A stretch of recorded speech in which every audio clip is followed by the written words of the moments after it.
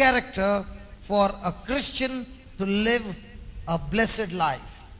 இத்தகைய பலவிதமான ஆவிக்குரிய வரங்களையும் கொடைகளையும் புனித பவுல் பெற்றிருந்தார்.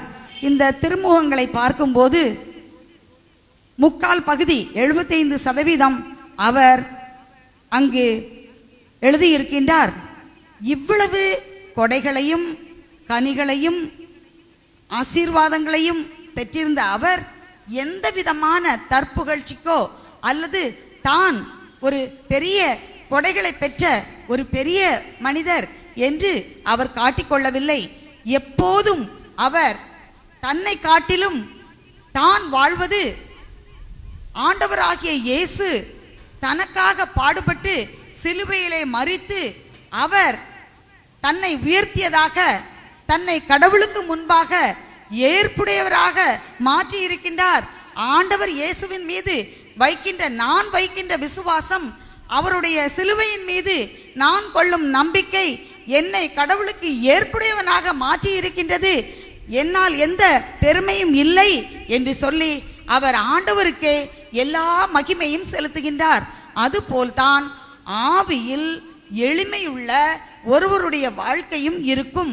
அவர் வாழ்க்கையில் அதிகமாக அவர் பேசுவது தன்னை பற்றி அல்ல, தன் வாழ்க்கையில் தான் பெற்றிருக்கின்ற எல்லா வரங்களும் கொடைகளும் கனிகளும் எல்லாமே என் ஆண்டவர் எனக்கு கொடுத்தது, இது மற்றவர்களுக்காக நான் கொடுப்பதற்காக கொடுத்தது என்ற தாழ்ச்சியோடு ஆவியிலே தாழ்மையோடு வாழ்கின்ற ஒரு நிலையாகும். அத்தகையவர்கள் தான் ஆண்டவர் இயேசு குறிப்பிடுகின்றார், இவர்கள் ஆவியிலே எளிமையுள்ளவர்கள் என்று குறிப்பிடுகின்றார். Praise the Lord. Praise the Lord. We see one more beautiful example of Jesus giving about a poor publican and the Pharisee. Both of them are praying. The poor publican does not even lift his head up. He is saying, God, I have sinned against you. Have mercy on me. Have mercy on me. He is begging God for mercy. That's called poor in spirit. Even the slightest of the slightest displeasing thing, you feel so much of pain that you have displeased God, that you are hanging at the door of God's house, begging him for mercy. But look at the Pharisee. He lifts his heart up and he's talking with all the wickedness in his heart, and he believes that he is on the right path. Now that's called rich in spirit, and a person who is always asking God for mercy and asking God for strength to live a good life is a man poor in spirit. ஆண்டவர் இயேசு ஒரு அருமையான ஒரு உவமையை நமக்கு சொல்லி இதை விளக்குகின்றார். அதாவது ஜெபிப்பதற்காக இருவர் ஆலயத்திற்கு செல்கின்றனர். ஒருவர் ஆயக்காரர், மற்றவர் ஒரு பரிசேயர். இவ்வாறு ஜெபிக்க செல்லும் போது ஆலயத்திற்கு வெளியே நின்று கொண்டு ஆயக்காரன் ஜெபிக்கின்றான். ஆலயத்திற்கு உள்ளே சென்ற பரிசேயர் இவ்வாறு ஜெபிக்கின்றார். ஆண்டவரை பார்த்து, ஆண்டவரே, நான் உம்முடைய எல்லா சட்டங்களையும் நான் கடைபிடிக்கின்றேன், நான் நோன்பு இருக்கின்றேன், 10 பாகம் நான் உமக்கு தருகின்றேன், நான் அதோ இருக்கின்ற அந்த ஆயக்காரனை போல அல்ல, நான் உமக்கு உகந்த வாழ்க்கை வாழ்கின்றேன் என்று அவர் ஜெபிக்கின்றார். ஆனால் அந்த வெளியே நின்று ஜெபிக்கின்ற அந்த ஆயக்காரர் அவர் ஆண்டவரை ஏற்று நோக்க கூட அவர் தகுதியற்றவராக உணர்ந்து தன்னுடைய மார்பிலே அவர் அறைந்து கொண்டு, ஆண்டவரே, நான் பாவி, என் மேல் இரக்கமாயிரும் என்று சொல்லி ஆண்டவருடைய இரக்கத்திற்காகவும் பரிவுக்காகவும் அங்கு நின்று அவர் வேண்டுகின்றார். ஆண்டவர் இயேசு சீடர்களிடம், இவர்களில் யார் கடவுளுக்கு உகந்த மன்றாட்டை, அவர்கள் யார் கடவுளுக்கு உகந்த ஜெபத்தை கூறினார்கள், யாருடைய ஜெபத்தை கடவுள் கேட்பார் என்று கூறி, அந்த கடவுளுக்கு உகந்த ஜெபத்தை கூறியவன் வெளியே நின்று ஜெபித்த அந்த ஆயக்காரனே என்று அவர் கூறுகின்றார்.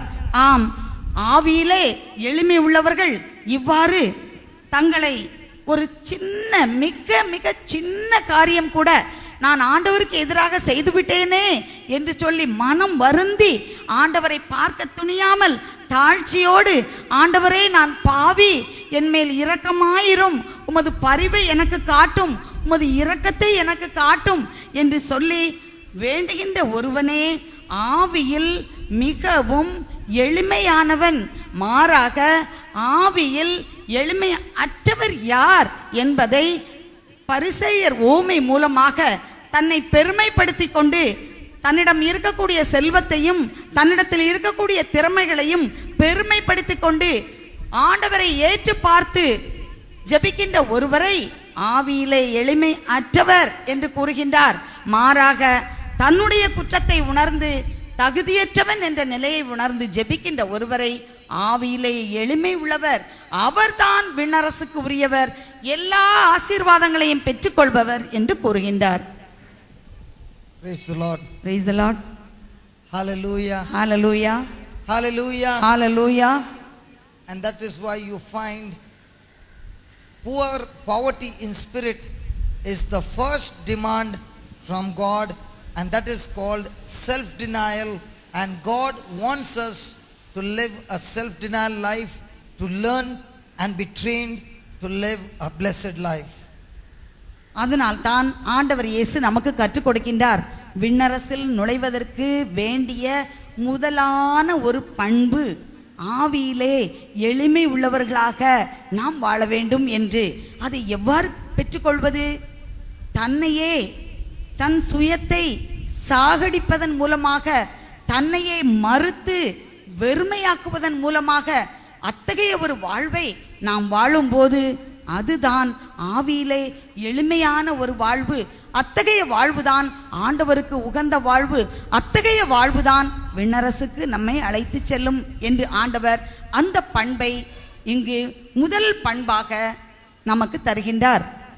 Praise the Lord. Praise the Lord. So those who want to build their lives high must begin low, and that is poor in spirit, so that it is a preparation of your heart soil. And when this soil is prepared with self-denial, now the seeds that are planted in your heart will grow forth, and these seeds with this character will take you from glory to glory to glory to glory. Praise the Lord. Hello? Are you there? What a silence in the house of God. எனவே ஆண்டவர் சொல்கின்றார், ஒரு உயர்ந்த வாழ்க்கை நான் பெற்றுக்கொள்ள வேண்டும், உயர்ந்த வாழ்க்கையை நான் உருவாக்க வேண்டும் என்று யார் விரும்புகின்றீர்களோ அவர்கள் முதலில் ஆவியிலே தாழ்ச்சி உடையவர்களாக உங்கள் வாழ்க்கையை நீங்கள் ஆரம்பியுங்கள். அவ்வாறு செய்வதற்கு உங்கள் இதயத்தினுடைய நிலைமை மிகவும் முக்கியமானது. ஏனென்றால் உங்கள் இதயமாகிய நிலத்தில் ஆண்டவருடைய விதைகள் ஊன்றப்படுகின்றன. உங்கள் இதயம் ஆவியிலே எளிமை உள்ளதாக தயார் செய்யப்பட்டிருந்தால் அந்த விதைகள் உங்கள் இதயமாகிய நிலத்தில் ஊன்றி அவை முளைக்க ஆரம்பிக்கின்றது. அத்தகைய விதைகள் முளைத்து அவை 100 மடங்காக பலன் தருகின்றது.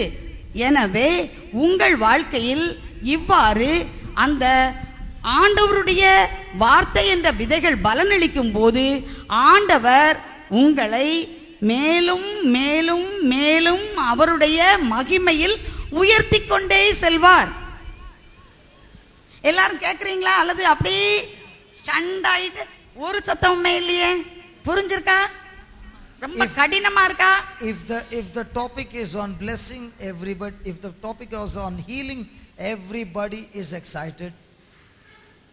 பேசக்கூடிய பகுதி ஆசீர்வாதங்களை குறித்தது என்றால் சந்தோஷம், குணமளித்தல் என்று சொன்னால் அதை காட்டிலும் சந்தோஷம்.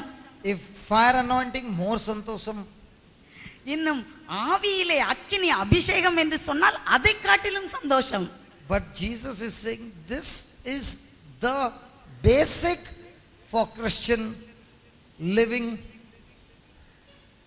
with joy, peace and abundant blessings. ஆனால் ஆண்டவர் இயேசு என்ன சொல்கின்றார்? நம்முடைய மகிழ்ச்சியான, சமாதானமான, ஆசீர்வாதங்கள் நிறைந்த கிறிஸ்தவ வாழ்க்கைக்கு அடித்தளம் இதுதான் என்று கூறுகின்றார். Praise the Lord. Praise the Lord. Hallelujah. Hallelujah. What about? Do you want a song? Okay. What? Is the teaching too heavy? Just ask them. இப்போ நம்ம கேட்டுட்டு இருக்க செய்தி நல்ல கடின உணவாக இருக்கிறதா, பால் போல இனிமையாக இருக்கின்றதா, அல்லது கடினம் விழுங்குவதற்கு கஷ்டமாக இருக்கின்றதா? But this is the truth. ஆனால் இதுதான் உண்மை. Might be you are trying everything else. The Lord is saying, when your heart soil is prepared with being poor in spirit, now when the word of God is planted, this seed will germinate, sprout, grow and bring forth the fruit of heaven, 100% guaranteed. நீங்கள் எத்தனையோ பலவிதமான முறைகளை எல்லாம் நீங்கள் வாழ்க்கையிலே நீங்கள் அதை செயல்படுத்தி பார்த்திருந்திருக்கலாம். ஆனால் ஆண்டவர் இயேசு இவ்வாறு கூறுகின்றார், உங்கள் இதயமாகிய நல்ல நிலத்தை தயார் செய்து அதில் ஆண்டவருடைய வார்த்தைகளை ஊன்றி வைத்தால் அந்த வார்த்தைகள் முளைத்து வளர்ந்து மரமாகி 100 மடங்கு கனிகளை, விண்ணரசின் கனிகளை உங்கள் வாழ்க்கையில் கொண்டு வரும். Now, will anybody plant a seed on this concrete? யாராவது இந்த கான்கிரீட் தரையில வந்து ஒரு விதைய நான் விதைப்பேன்னு சொல்வீங்களா? A person who is rich in spirit is got a concrete heart. ஆவியிலே எளிமை அல்லாத ஒருவர் கான்கிரீட் தரையில வந்து ஒரு விதையை விதைப்பார். Praise the Lord. Praise the Lord. Now, no matter how many retreats you come, the seed is planted here. எத்தனை தியானத்துக்கு போனாலும் சரி அந்த கான்கிரீட்ல போட்ட விதை அங்கேயே இருக்கும். Will the seed sprout? அந்த விதை அப்படி முளைச்சு வருமா? Let's say we have the healing class and you get healed. இப்போ நம்ம குணமளித்தல் அந்த வழிபாட்டை நம்ம ஆரம்பிப்போம், அப்போ நீங்க சுகமடைவீர்கள். But your heart is still like this. ஆனா உங்க இதயம் வந்து கான்கிரீட் தர போல இருக்கு. After getting healing, what will you do? அந்த சுகமளித்தல் கிடைச்ச பிறகு நீங்க என்ன செய்வீங்க? Still live the old life. அதே வாழ்க்கை திரும்ப போய் பழைய வாழ்க்கைக்கு செல்வீர்கள். You will be in more trouble than after getting healing. நம்முடைய பின்னைய நிலைமை முன்னைய நிலைமை காட்டிலும் மோசமானதாக இருக்கும். So your first lesson of healing is change of heart. குணம் பெறுவதற்கு முதல் பாடம் என்னவென்றால் உங்கள் இதயத்தில் மாற்றம் ஏற்பட வேண்டும். Spend more and more of your time, effort, money, resources, everything to change your heart. The moment your heart changes, blessing will come chasing you. உங்களுடைய வசதிகளை, பணத்தை, நேரத்தை, சக்தியை இந்த இதய மாற்றத்திற்காக நீங்கள் செலவிடுங்கள். எப்பொழுது உங்கள் இதயத்தில் மாற்றம் ஏற்படுகின்றதோ அப்போது ஆண்டவருடைய ஆசீர்வாதங்கள் ஆறு போல் உங்களை மூழ்கடிக்கும். Was Abraham a man poor in spirit? Abraham ஆவியிலே எளிமை உள்ளவராக இருந்தாரா? ஆபிரகாம் எப்படி இருந்தார்? ஆமா. ஆமாவா? சரியா? சரியா? அப்படியா? ரொம்ப poor in spirit? ரொம்ப ஆவியிலே எளிமை உள்ளவராக இருந்தாரா Abraham? So God blessed him ரொம்ப blessing. அதனால கடவுள் ஆபிரகாமை மிக அதிகமாக ஆசீர்வதித்தாரா? Blessing first or first poor in spirit? முதல்ல ஆசீர்வாதத்தை கொடுத்தாரா அல்லது முதல்ல அவர் ஆவியிலே எளிமை உள்ளவராக இருந்தாரா? Blessing first then poor in spirit. முதல்ல ஆசீர்வாதம் பிறகு ஆவியிலே எளிமை உள்ளவராக இருக்கட்டும்னு சொன்னாரா? So which should be first? எது முதலாக இருக்க வேண்டும்? ஆசீர்வாதா. இங்கே ஒரு ஆசீர்வாதம் வந்திருக்குது. See, AC for me. ஒரு குளிர்சாதன பெட்டி ஆசீர்வாதமாக வந்திருக்கிறது. You all are not getting the AC. I am going to get the AC. உங்களுக்கெல்லாம் கிடைக்கல, எனக்கு கிடைக்க போகுது. Cooling சரியா? Hello. பக்கா. Yeah, take the song. ஒரு பாட்டு பாடலாம்.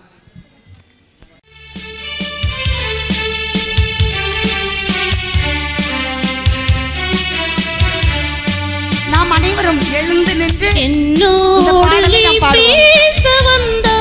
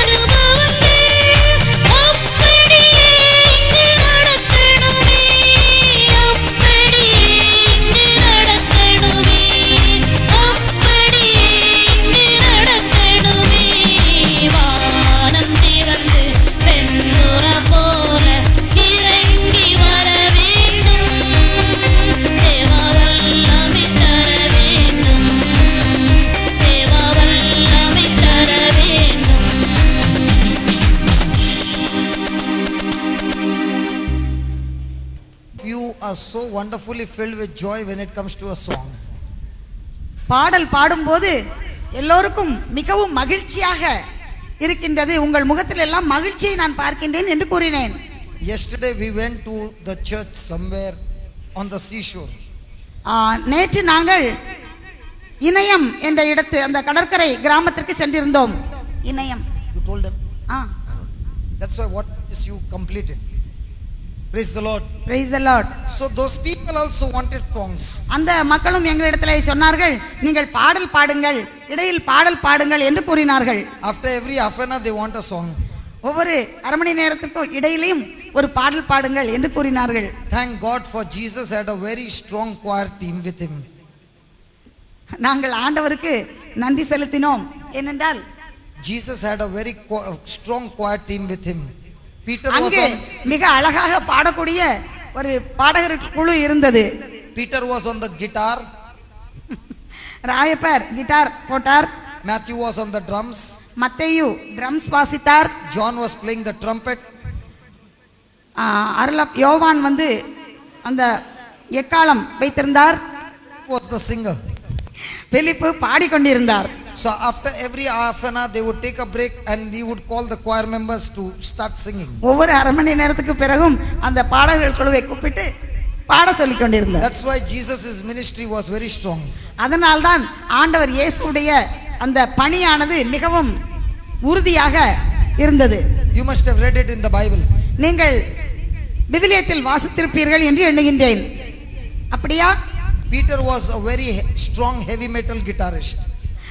பேதுரு ஒரு பெரிய கிட்டாரை வாசிக்கக்கூடிய திறமை உள்ளவர். அப்படிதானே? ஆண்டவர் இயேசு அவர்களை கூப்பிடும்போது கிட்டார் வாசிச்சுட்டு இருந்தாங்களா? பேதுரு கிட்டார் வாசிச்சுட்டு இருந்தாரா? I was talking yesterday to Uncle Brito. நான் சகோதரர் பிரிட்டோவோடு நேற்று பேசிக் கொண்டிருந்தேன். We always have good talks when we are traveling. நாங்கள் காரில் அப்படி பிரயாணம் செய்துட்டு இருக்கும்போது பேசிட்டே வர்றது பழக்கம். Yesterday in that church they said you did not sing one song, so they were little sad. அப்போது அவர்கள் சொன்னார்கள், நேற்று ஒரு பாடல் கூட நீங்கள் பாடவில்லையே, அதனால எங்களுக்கு ரொம்ப கவலை அப்படின்னு சொன்னதாக சொன்னார்கள். I said, brother, wherever I went in Tamil Nadu, all are good singers.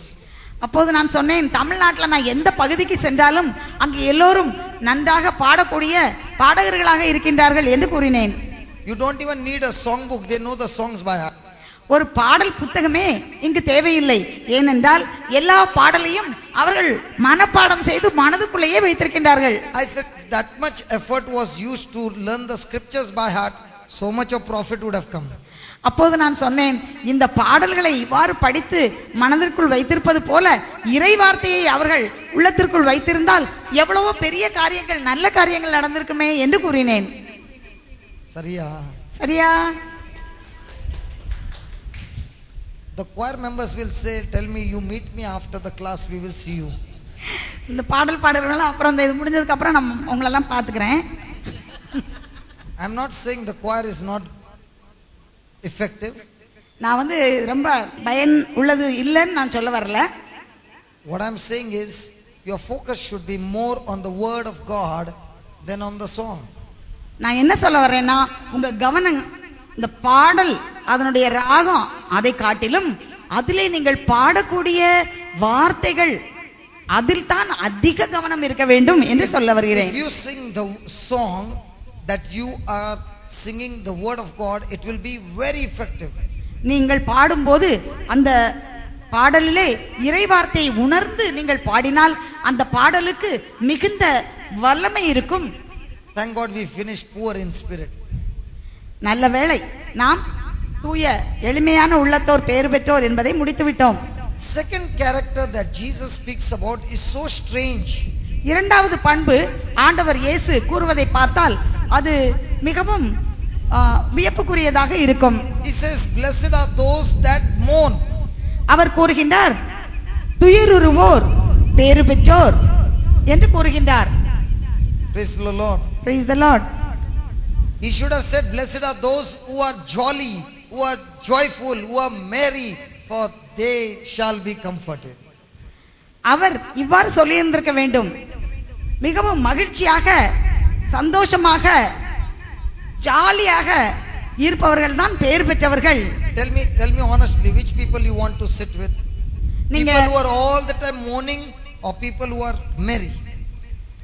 நீங்கள் யார் பக்கத்தில் அமர வேண்டும், வாழ வேண்டும் என்று நினைக்கின்றீர்கள்? எப்போதும் வருத்தத்தோடு கவலையோடு இருக்கின்றவர்கள் கூடவா, அல்லது நன்றாக மகிழ்ச்சியாக ஜாலியாக இருக்கின்றவர்கள் கூடவா? Look at that nun. Sunday, Monday, Tuesday, Wednesday, Thursday, Friday, Sunday. She's all the time jolly, all the time smiling. அங்க பாருங்க, அருள் சகோதரி முன்னால உட்காந்துருக்காங்க. அவங்க எல்லா நாளும் சண்டே, ஞாயிற்றுக்கிழமை, திங்கள், செவ்வாய், புதன், வியாழன், வெள்ளி, சனி என்று சொல்லிக்கொண்டே செல்லலாம். எப்போதும் மகிழ்ச்சி தான். In Tamil there is no word for Sunday. ஞாயிற்றுக்கிழமை. I told you. Yes. Praise the Lord. Praise the Lord. Hallelujah. Look at her. She's smiling. அவங்க பாருங்க நல்ல சந்தோஷமா சிரிச்சிட்டு இருக்காங்க. How many of you would like to sit with a person who is mourning the whole day? முழு நாளும் எப்பவும் அழுதுகிட்டு மூஞ்சி நீட்டிக்கிட்டு இருக்கவங்க பக்கத்துல நம்ம நேரத்தை செலவழிக்கணும்னு நம்ம விரும்புவோமா? அவங்க பக்கத்துல உட்காரணும்னு. All are smiling, so nobody gets blessing. நாகர்கோயில்ல பார்த்தா யாருக்குமே கஷ்டம் இல்ல, எல்லாரும் ரொம்ப மகிழ்ச்சியா இருக்காங்க. அதனால யாருக்குமே blessing கிடையாது. Take the camera around, see how many people are laughing. See, camera வச்சு பாருங்க எத்தனை பேர் இப்ப சந்தோஷமா சிரிச்சிட்டு இருக்காங்கன்னு. now when the camera is turned, the smile became a little broader. Camera போனதும் எல்லாத்துக்கும் இன்னும் சிரிப்பு இன்னும் கொஞ்சம் பெருசா இருக்குது. Hallelujah. Hallelujah. Hallelujah. Hallelujah. Why is Jesus saying blessed are those that mourn?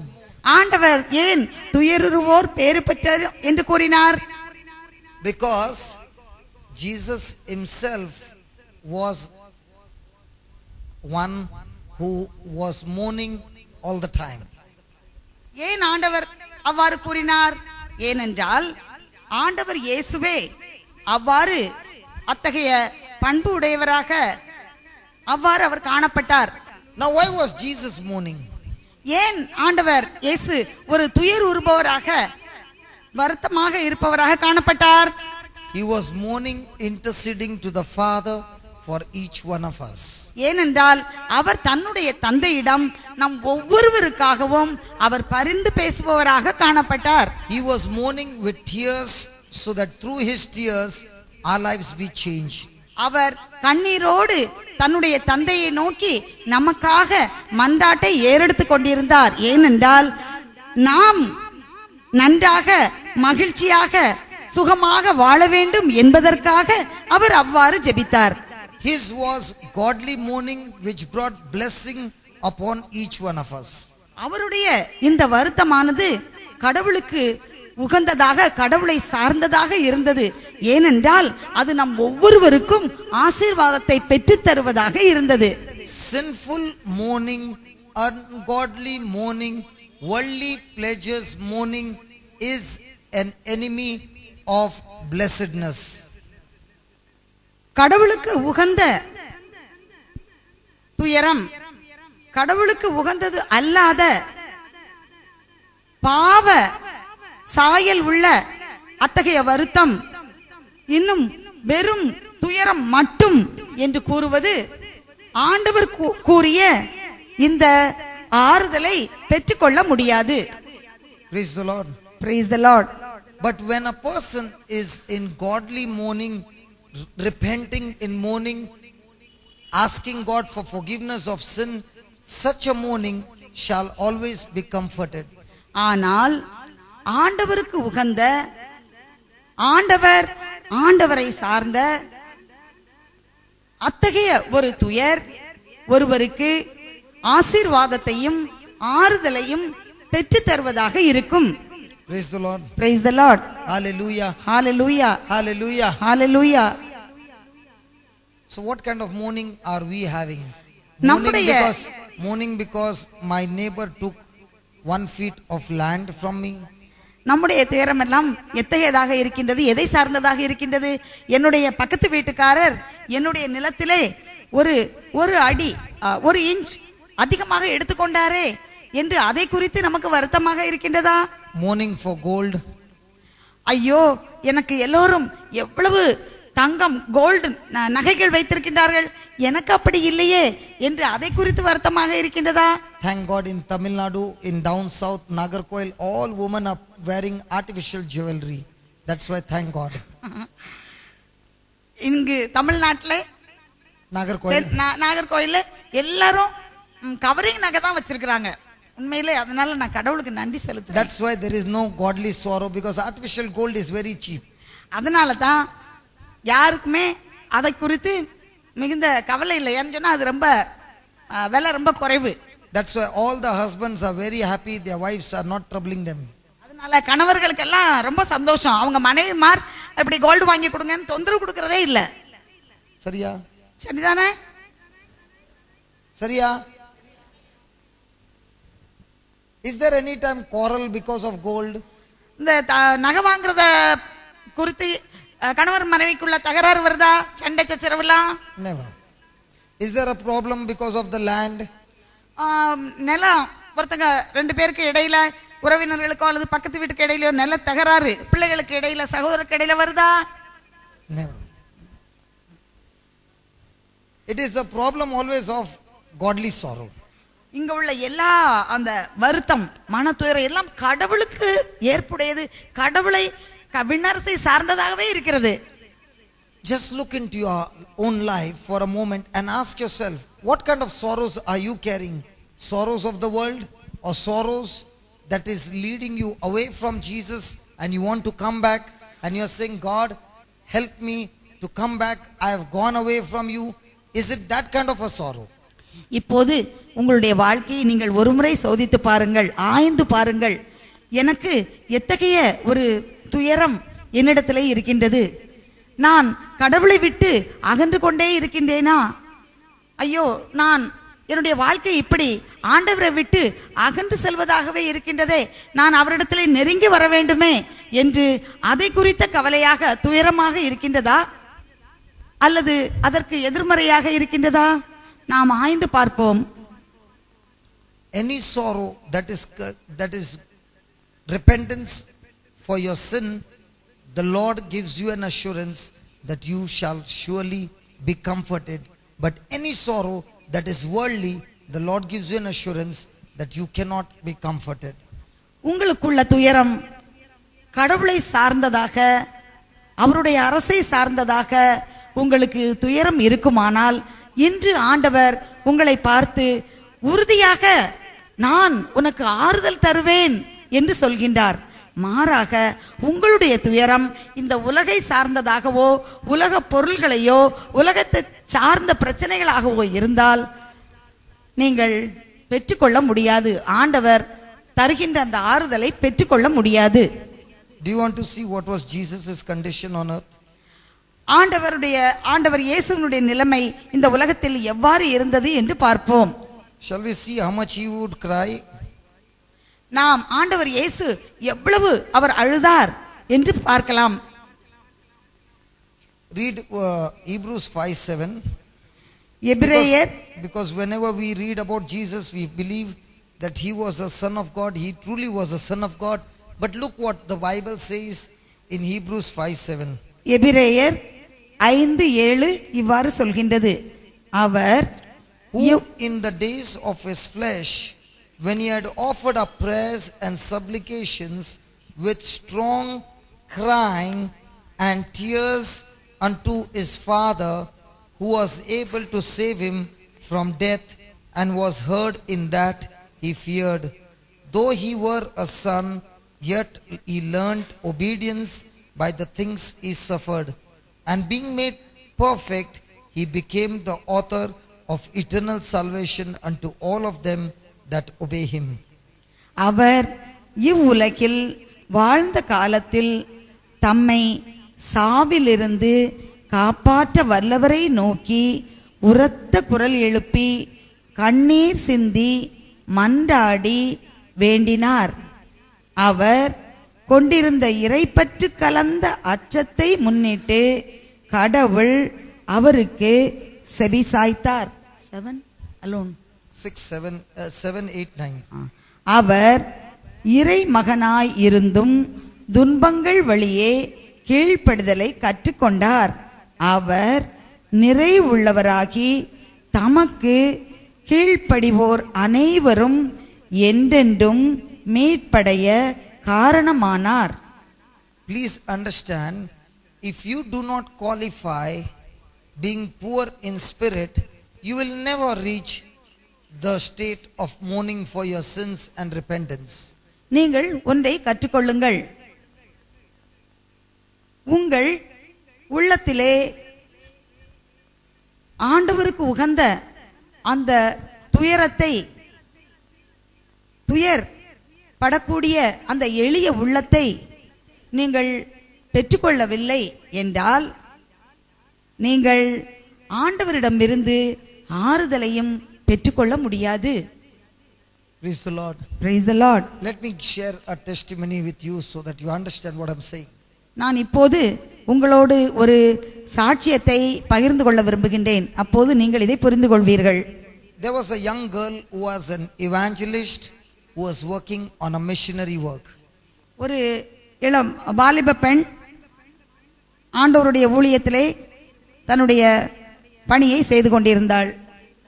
And because of which many people's lives were changed because of her missionary work. அவளுடைய இத்தகைய பணியினால் அநேகருடைய வாழ்க்கை மாறிக்கொண்டிருந்தது. She had given her life to Jesus and she had decided to remain single. அவள் தன்னுடைய வாழ்க்கையை ஆண்டவருக்காக அர்ப்பணித்திருந்தாள். எனவே அவள் தனிமையாக திருமணம் செய்யாமல் வாழ்ந்து வருவதாக அவள் உறுதி கொண்டிருந்தாள். She would go from village to village doing the missionary work. அவள் ஒவ்வொரு கிராமமாக சென்று தன்னுடைய அதாவது ஆண்டவருடைய பணியை அவள் செய்து கொண்டிருந்தாள். Her heart was always for the poor people. அவளுடைய இதயம் எப்போதும் ஏழைகளுக்காக ஏங்கியது. When she began to do this work, she met a young boy, a young man who was also a missionary. அவ்வாறு அவள் பணி செய்து கொண்டிருக்கும் போது அவள் ஒரு இளைஞனை வாலிபனை சந்தித்தாள். அவரும் இத்தகைய பணி செய்யக்கூடியவர். Their friendship grew and they began to work together. அவர்களுடைய நட்பு வளர்ந்து அவர்கள் இருவரும் ஒன்றாக இணைந்து பணி செய்ய ஆரம்பித்தார்கள். They got married and they began to work together. அவர்கள் இருவரும் திருமணம் செய்து கொண்டு ஒன்றாக அவர்கள் பணி செய்தார்கள். In the next 4 years she had 3 children. அடுத்த 4 வருடங்களில் அவர்களுக்கு 3 குழந்தைகள் பிறந்தார்கள். Because of which she could not go for missionary work. அத்தகைய ஒரு குடும்ப சூழ்நிலையின் காரணமாக அந்த சகோதரி ஆண்டவருக்கு உரிய பணிகளில் ஈடுபட முடியவில்லை. Her husband would be away from home for 2 months or 3 months doing missionary work. 2-3 மாதம் அளவாக அவளுடைய கணவர் ஆண்டவருடைய பணியை செய்வதற்காக குடும்பத்திலிருந்து பிரிந்து அவர் சென்று கொண்டிருந்தார். Now because of the children she could not go. She would always be in tears praying to the Lord. குழந்தைகளை வளர்ப்பதன் காரணமாக அவர்களுக்கு வெளியே செல்ல முடியவில்லை, பணி செய்ய முடியவில்லை.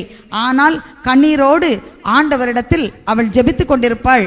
One day she could not bear the pain in her heart and she cried out to Jesus and Jesus gave her a vision. அப்போது ஒரு நாள் அவள் இந்த வேதனையை தாங்க முடியாமல் ஆண்டவரிடத்தில் கண்ணீரோடு அவள் ஜெபித்துக் கொண்டிருந்த போது ஆண்டவர் அவளுக்கு ஒரு காட்சியை காட்டினார். She was asking Jesus, why did you get me married? அப்போது அவள் ஆண்டவர் இயேசுவிடம் இவ்வாறு கேட்டாள், ஏன் ஆண்டவரே நான் திருமணம் செய்வதற்கு நீர் அனுமதி கொடுத்தீர் என்று. The poor people's agony is making me cry. I want to leave everything and follow you. அப்போது அவள் சொன்னாள், இந்த ஏழைகள் படும் துன்பத்தையும் கண்ணீரையும் பார்க்கும்போது எனக்கு இந்த வாழ்க்கை பிடிக்கவில்லை, இதையெல்லாம் விட்டுவிட்டு நான் அவர்களுக்கு பணி செய்ய வேண்டும் என்று விரும்புகின்றேன் என்று ஆண்டவரிடத்தில் முறையிட்டாள். In that vision the Lord took her to heaven. அப்போது ஆண்டவர் அந்த காட்சியில் அந்த பெண்ணை விண்ணகத்திற்கு அழைத்து சென்றார். And there was a huge room and அங்கு ஒரு Jesus left her there. மிகப்பெரிய ஒரு அறை இருந்தது. அங்கு ஆண்டவர் அதை காட்டினார். And the photographs of different people were put in that room. Some very few that she knew, but others she had never seen. They were people from all over the world. அப்போது அங்கு நிறைய போட்டோக்கள் மாட்டி இருந்தது. அதை பார்க்கும்போது சில பேரை அவளுக்கு தெரிந்தது. இன்னும் அதிக பேரை உலகத்தில் உள்ள எல்லா பகுதிகளிலும் எல்லா இடத்திலும் உள்ளவர்களுடைய போட்டோ இருந்ததால் அவளுக்கு மற்றவர்களை தெரியவில்லை. She went around, she did not understand, and then Jesus came back to that room. அவ்வாறு அந்த அறையிலே அவள் சுற்றி நடந்த போது அவளுக்கு ஒன்றும் புரியவில்லை. எனவே ஆண்டவர் இயேசு மீண்டும் அங்கு வந்தார். So she began to ask Jesus, why did you bring me here? அப்போது ஆண்டவர் இயேசுவிடம் அந்த பெண் கேட்டாள், ஏன் ஆண்டவரே என்னை இங்கு கொண்டு வந்தீர்கள் என்று. Jesus, I want to go for missionary work. அப்போது அவள் சொன்னாள், எனக்கு மீண்டும் உம்முடைய பணியை செய்வதற்கு எனக்கு செல்ல வேண்டும் என்று கூறினாள். That's the time Jesus told her, the last 4 years when you were not on missionary work, you were praying for your husband for his missionary work. You were praying for people around the world with tears in your eyes that you could not go, but those who are going, Lord, help them. And you were praying.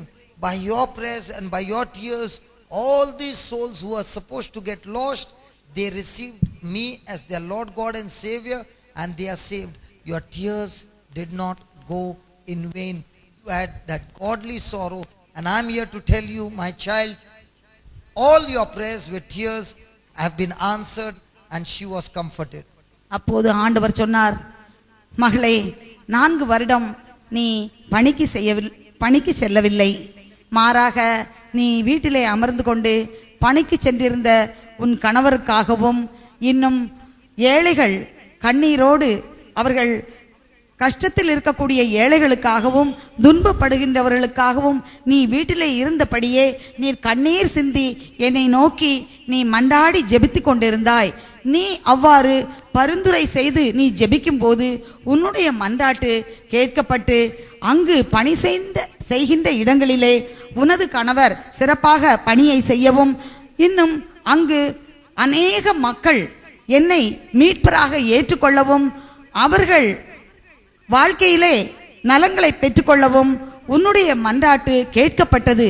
ஏனென்றால் நீ கண்ணீர் சிந்தி ஜெபித்தது கடவுளுக்கு உகந்த ஒரு துயரமாக கண்ணீராக இருந்தது. எனவே உன்னுடைய கண்ணீர் ஒன்றும் வீணாகி விடவில்லை. எனவே உன்னுடைய கண்ணீரால் நான் அநேக மக்களுக்கு சுகம் கொடுக்கவும் அவர்கள் என்னை மீட்பராக ஏற்றுக்கொள்ளவும் உதவியது. எனவே நீ கவலைப்படாதே என்று கூறினார். Praise the Lord. Praise the Lord. Praise the Lord. Hallelujah. Hallelujah.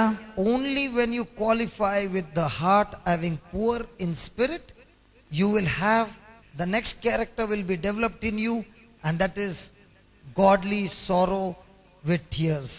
முதலில் உள்ளத்தில் ஆண்டவருக்கு உகந்த துயருகின்ற அந்த தகுதியை நாம் நம்முடைய இதயத்தில் பெற்றுக்கொண்ட பின் நாம் அதற்கான ஜெபத்தை அதற்கு உகந்த துயரத்தை ஏறெடுக்கிறவர்களாக நாம் மாறுவோம்.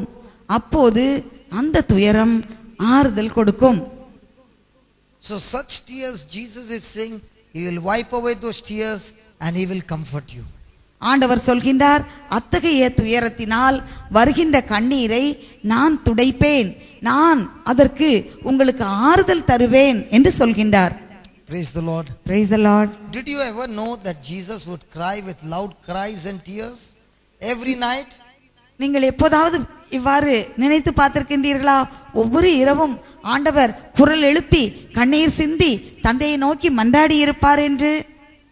Did you ever know? உங்களுக்கு எப்பா தெரியுமா? Hello. தெரியுமா? Did you ever hear before? இப்படி நீங்க முன்னால கேள்விப்பட்டிருக்கீங்களா? அவர் ஒவ்வொரு நாளும் கண்ணீர் சிந்தி